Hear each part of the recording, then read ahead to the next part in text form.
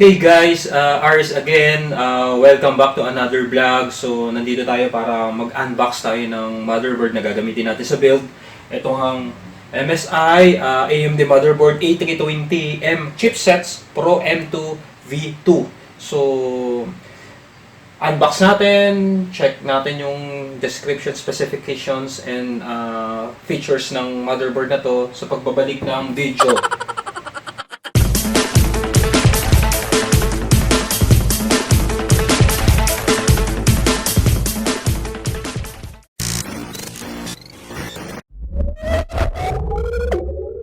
MSI Pro Series A320M Pro -M2 V2 for Ryzen and for Athlon AMD Ryzen's Desktop 2000 ready for second generation ng AMD. So right now, ang gagamitin natin processor para dito is yung binigay sa akin ng AMD Philippines. Itong AMD Ryzen 5 na second generation with Radeon Vega graphics. So, ang specification nito ay AMD Ryzen 5 2400G with Radeon RX Vega graphics, 4-core, 8 threads processor, 3.9 GHz, max boost 3.6 GHz, pinaka-base na performance na. Okay? So, unbox na natin tong motherboard natin. So, before tayo mag-build ng AMD Ryzen's natin.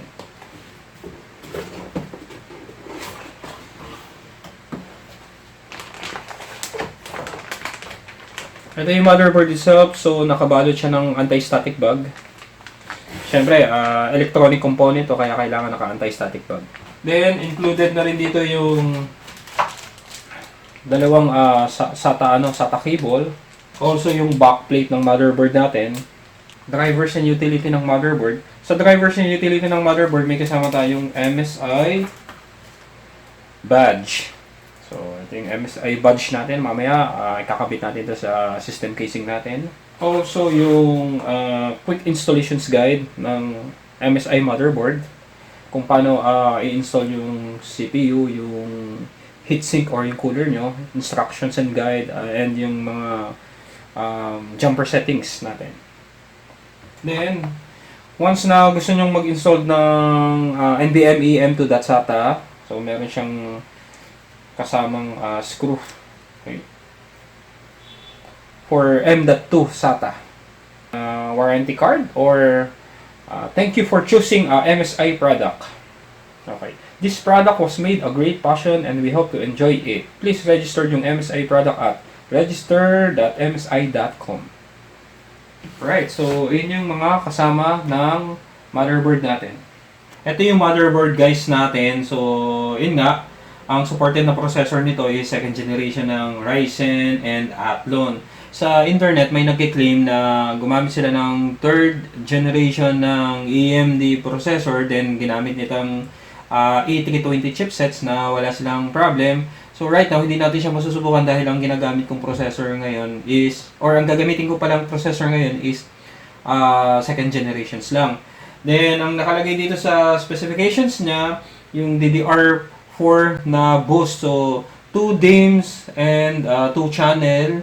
Also, up to 32 MHz yung memory na DDR4 ang supported nitong motherboard natin. Then, ito yung AM4 socket. Also, 8-pin na yung CPU power niya, yung 12 volts power ng motherboard. 8 pins na rin, 24 pins pa rin naman yung power in. Also, may nakalagay dito dun sa steel slot ng PCI na 16X. So, meron siyang steel bracket para once na naglagay kayo ng mga malalaking GPU, so protected siya, may bracket siya. And meron din tayong M2.SATA socket. Ito nga. Alam ko M socket ang ginagamit nito, 'di ba? May B key socket, then M key socket. I think M key socket yung ginagamit nitong M.2 SATA natin na NVMe. When it comes naman sa SATA na 6 gigabit per second, so meron siyang 4 pieces, 1 2 3 4. Then sa USB 3.0, meron siyang USB 3.0, dalawang input ng USB 2.0.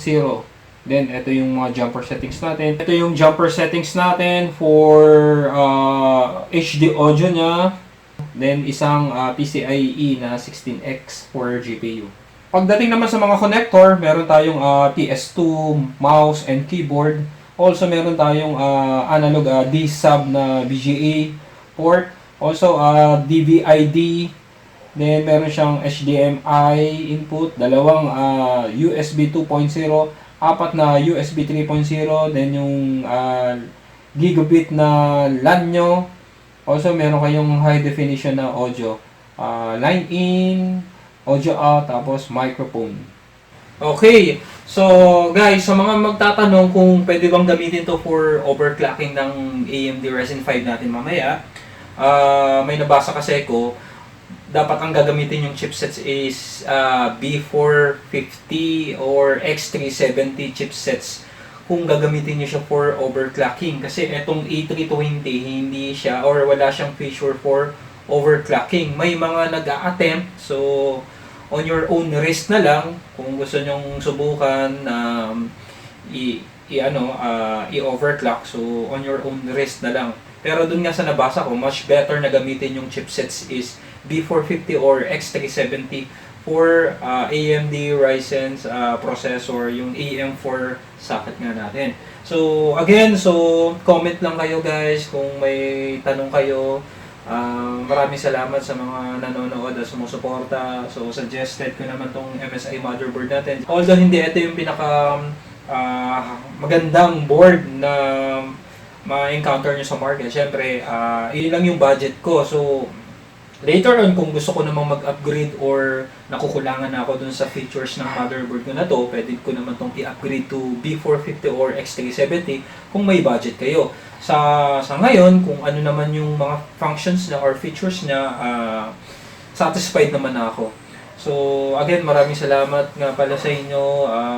Please watch nyo lang yung other video ko for my AMD Ryzen 5 build. And thumbs up lang kayo or share nyo lang, subscribe nyo lang yung channel ko. Maraming salamat. Bye!